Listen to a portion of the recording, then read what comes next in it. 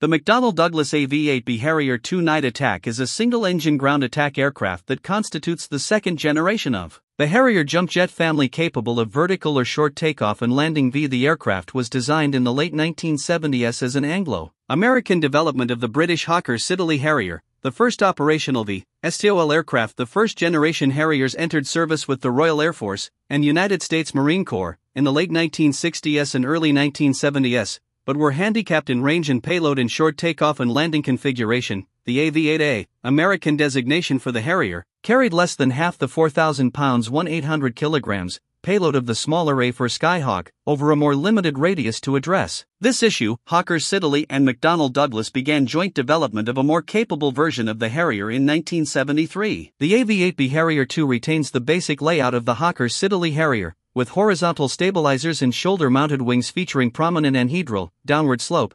The aircraft is powered by a single Rolls-Royce Pegasus turbofan engine, which has 2 intakes and 4 synchronized vectorable nozzles close to its turbine. 2 of these nozzles are located near the forward, cold end of the engine and 2 are near the rear, hot end of the engine. This arrangement contrasts with most fixed-wing aircraft, which have engine nozzles only at the rear. The Harrier II also has smaller valve-controlled nozzles in the nose, tail, and wingtips to provide control at low airspeeds. Typically operated from small aircraft carriers, large amphibious assault ships and simple forward operating bases, AV-8Bs have participated in numerous military operations, proving themselves versatile assets. The aircraft took part in combat during the Gulf War and the Iraq War beginning in 2003. The Harrier II has served in Operation Enduring Freedom in Afghanistan since 2001 and was used in Operation Odyssey Dawn in Libya in 2011. Italian and Spanish Harrier IIs have taken part in overseas conflicts in conjunction with NATO coalitions. During its service history, the AV-8B has had a high accident rate, related to the percentage of time spent in critical takeoff and landing phases. Part 1 AV-8B. The high accident rate I was mentioning before will very likely be applicable to the simulation world as well. Doing a vertical landing is much harder than meets the eye. The Harrier will test your skills as a pilot like never before. The cockpit feels modern with its MPCDs, multi-purpose color displays,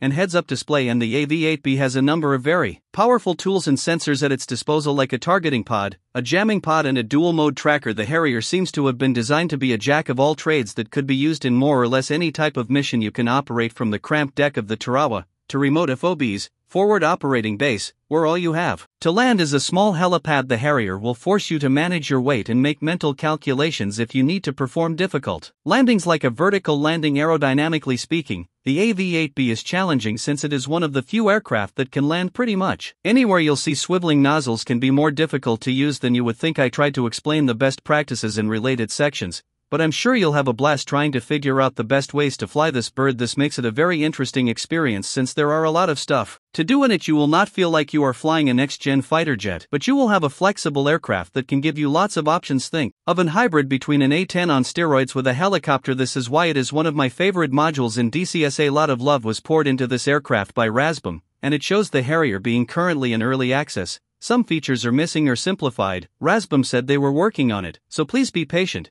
But despite that, the Harrier feels very much like a proper study-level simulation that will have you learning ungodly amounts of cool things about the very much insane minds of the British engineers who first came up with the idea of the Harrier. Part 1 AV-8B. Startup procedure. 1. Parking brake lever on. 2. Battery switch bat. 3. Main generator switch gen. 4. Check that voltmeter is at least 24.5 V. Engine RPM switch low. 6. EFC, engine fuel control, switch POS1. 7. Left, right boost pump switches norm, fuel flow proportioner on. JPTL, jet pipe temperature limiter, switch on. 10. Manual fuel switch OFF. 11. Throttle off, fully AFT. 12. SET nozzle position lever between AFT and 10 degrees. 13. Fuel shutoff handle on. 14.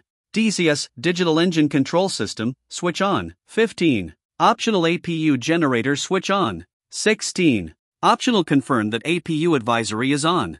17. Optional confirm that APU gen light is out. 18.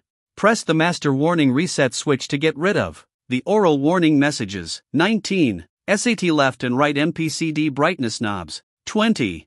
Click on ENG OSB, option select button, to SET. Right MPCD to the engine data page. 21. Set engine start switch ENGST. On a direct engine start, GTS, APU is OFF. The GTS normally lights off in about 5 seconds automatically, after which the engine begins to rotate. On a translation engine start, GTS, APU is already started. There is a 10-second deceleration of the APU, auxiliary power unit, before the GTS gas turbine starter engages to start the engine. 22. Once engine RPM starts rising, move throttle lever forward to ground idle position. The throttle will mechanically stop at ground idle since the parking brake lever acts as a safety stopper. 23. Check that engine start switch automatically resets it off prior to 15% RPM. If it doesn't, set it to OFF manually to prevent damage to the GTS. 24. Check that RPM stabilizes at idle RPM between 28.4 and 29% RPM. 25. Check that JPT, jet pipe temperature, does not exceed 545 degrees Celsius. 26. Check that HYD1 and HYD2 pressure stabilize at 3000 plus 200 psi. 27. Check that brake accumulator pressure stabilizes at 3000 plus 200 psi. 28. SET nozzle position lever to 10 degrees will prevent excessive wear on the tailplane and flaps due to the heat and jet efflux acting on those control surfaces. 22A, 22C, 22B, 24, 25, 26, 27, 28. Part 4, up, AV-8B. 29. Set seat ground safety lever down. Set flaps power switch on, middle. 31. Set flaps mode switch cruise, up. 32. Set RWR, radar warning receiver, switch on. 33. Set EXP, expendables decoy dispenser, switch automatic. 34. Set DCM, defensive electronic countermeasure, switch STBY. 35. Set left MPCD brightness knob and click on EHSD OSB, option select button, to SET left MPCD to the electronic horizontal situation display page. INS alignment overview. The ASN 139 INS, inertial navigation system, has 4 alignment modes.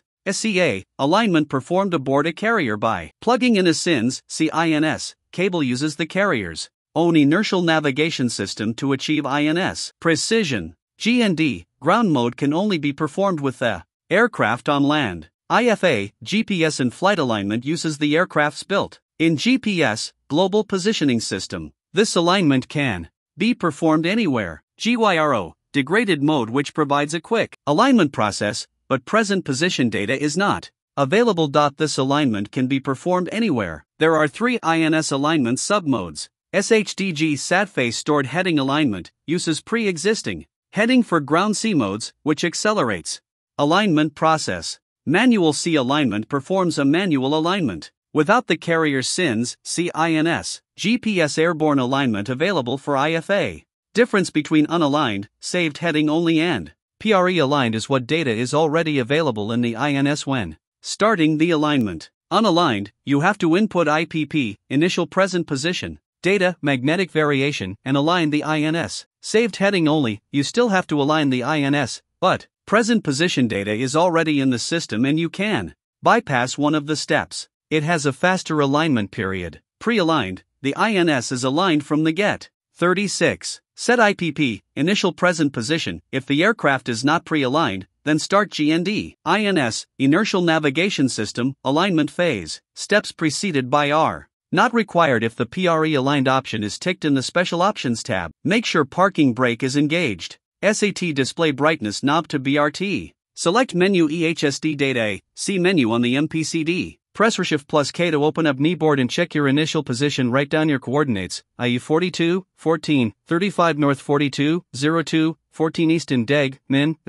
and magnetic variation 6, 2 degrees east. Keep in mind that the coordinate input to the upfront controller is in deg, min, while the display coordinate format on the EHSD is in deg, min decimals. 36. Set IPP, initial present position. If the aircraft is not pre-aligned, then start GND INS, inertial navigation system, alignment phase. Steps preceded by are not required if the PRE aligned option is ticked in the Special Options tab. Press Shift plus K to open up kneeboard and check your initial position. Write down your coordinates, i.e. 42, 14, 35 north, 420214 East in deg, min, and magnetic variation 62 degrees. East. Keep in mind that the coordinate input to the upfront controller is in deg, min, cc, while the displayed coordinate format on the EHSD is in deg, min decimals. Press the POS, ODU, option display unit to select the coordinate latitude, : will appear next to it when selected. On the UFC, press 2 to select north coordinates type 421,435,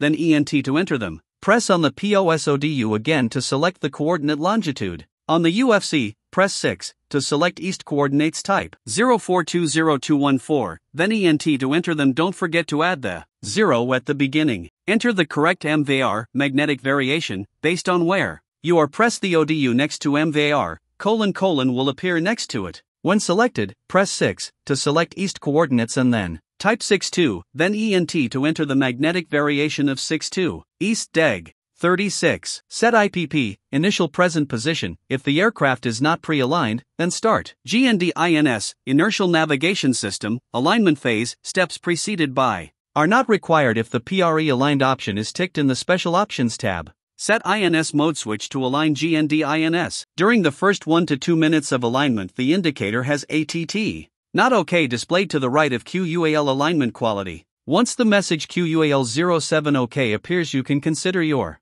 alignment to be complete. Set INS mode switch to IFA, in-flight alignment coupled with GPS. 36. Start INS inertial navigation system, alignment phase by connecting the SINC-INS data cable to the aircraft, then start SAINS inertial navigation system, alignment phase. Make sure parking brake is engaged. SET display brightness knob. Select menu EHSD data AC menu on the MPCD. 36. Start INS inertial navigation system, alignment phase by connecting the SINC-INS data cable to the aircraft, then start SAINS inertial navigation system, alignment phase. Contact ground crew and request electrical power by pressing F8, ground crew, F2, ground electric power, then F1. Electrical power will be applied and SINC-INS data cables will be connected from the carrier's INS system to the aircraft. Set INS mode switch to align SAINS. During the first 1 to 2 minutes of alignment, the indicator has ATT not OK displayed to the right of QUAL alignment quality. Once the message QUAL07 OK appears, you can consider your alignment to be complete. Set INS mode switch to IFA, in-flight alignment coupled with GPS. Remove ground power, disconnect SINS cable. 37. Set radio 1-2 volume knobs. 38. SAT COM1 and COM2 radios to desired frequencies. 39. Set HUD symbology brightness knob. Set HUD video brightness knob. 41. Set HUD video contrast knob. 42. On the EHSD menu, unselect the data menu. 43. Set FLIR switch on. 44. SAT DMT, dual mode tracker, switch on. 45. SAT probe heat switch auto. 46. Press Alt button on UFC, upfront control. 47. Turn on radar altimeter by pressing the on-off button on the UFC. 48. Set Alt switch RDR, radar altimeter. 49. Set GPWS, ground proximity warning system, as desired, means active. On the UFC, type 4900, then press ENT to enter a low altitude warning of 4,900 feet. 51. Make sure GPS is selected means active. This will allow GPS altitude for ballistic